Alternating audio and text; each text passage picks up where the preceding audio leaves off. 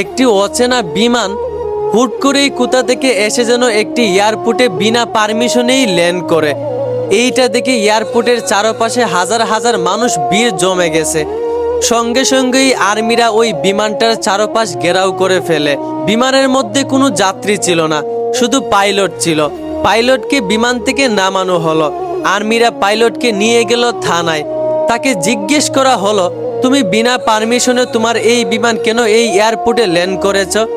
Pilot তখন উত্তরে বলল, আমার বিমানের তেল শেষ হয়ে গেছিল আর আমার হাতে সময়ও ছিল না পারমিশন নেওয়ার মতো, তাই আমি বাধ্য হয়ে এই এয়ারপোর্টে বিনা পারমিশনেই বিমানটা ল্যান্ড করাই। কিন্তু কেন জানি আর্মিদের কাছে পাইলটের এই কথাগুলো বিশ্বাস হচ্ছিল না।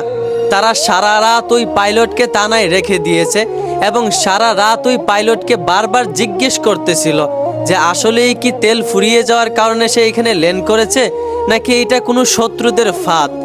সারা রাত তাকে জিজ্ঞেস করার পর পাইলটটা একই উত্তর দিয়েছিল। সকালবেলায় পাইলটটাকে ছেড়ে দেওয়া হয় এবং তাকে বলা হয়, এইবারের মতো তোমাকে ছেড়ে দিলাম, নেক্সট টাইম যেই কোনো পরিস্থিতিতে তুমি এই বিমান বিনা পারমিশনে এয়ারপোর্টে ল্যান্ড করাবে না। এইবারের মতো ছেড়ে দিলাম, দ্বিতীয়বার এরকম ভুল হলে তোমার সারা জীবনের জন্য জেল হবে। পাইলট চলে গেল বিমান নিয়ে। কিন্তু অবাক করা বিষয়, পরের দিন সকালে দেখা যায় আবারও সেই পাইলট আবারও সেই অচেনা বিমানটা বিনা পারমিশনে সেই এয়ারপোর্টে ল্যান্ড করলো। সঙ্গে সঙ্গেই আর্মিরা আবারও ওই বিমানটার চারপাশ ঘেরাও করে ফেললো। পাইলটকে বিমান থেকে নামানো হলো, কিন্তু আজকে ওই বিমানে একজন যাত্রী ছিল আর সেটা হচ্ছে মহিলা।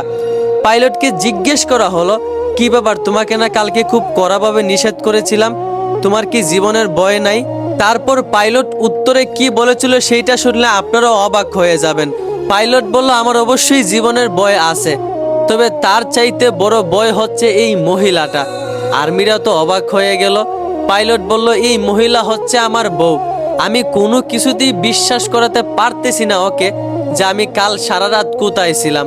তাই আমি জীবনের মায়া ছেড়ে প্রমাণ দেওয়ার জন্য আজকে আবারও এই এয়ারপোর্টে বিনা পারমিশনে ল্যান্ড করলাম।